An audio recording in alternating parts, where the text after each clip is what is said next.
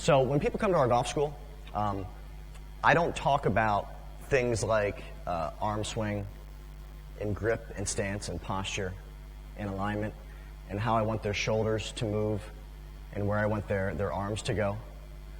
Because when we start a school, I really don't think that stuff matters. Because I don't even know what they look like yet. Why would I go through a laundry list of things that are based on an ideal model in a book when I have no idea how they're turning their body, swinging their arms, controlling the club face? It's just going to be extra information that I'm going to have to help them get out of their head when I finally tell them what I want them to do. Now, what we do talk about is impact, speed, and control. And we'll start off with impact. So imagine that I had a line on the ground, can of spray paint, I drew a line, just like that.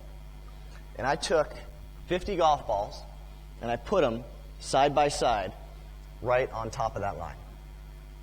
If you are a high-level player, any age, male, female, junior, high school, college, club, or beyond, you're going to create a consistent and repeatable bottom to your golf swing where your low point appears ahead of the ball and you strike the ground with a reasonable downward attack. That is, if the ball is sitting on the ground.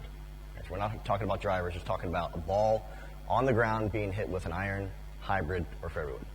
Would you guys all agree with that? Okay. The reason why I use the word reasonable is because not everyone hits the same amount down. There's a range of acceptability. When you create an unreasonable downward strike, you hit an unreasonable shot. And that needs to be adjusted.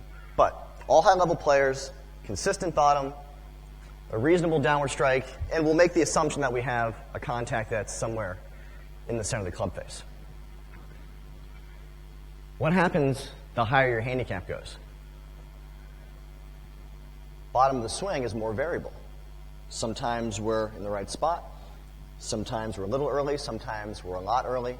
Sometimes we get too much ground. Sometimes you get not enough. So would you agree that's a big distinction, a big separating factor that anybody can understand in a golf school setting?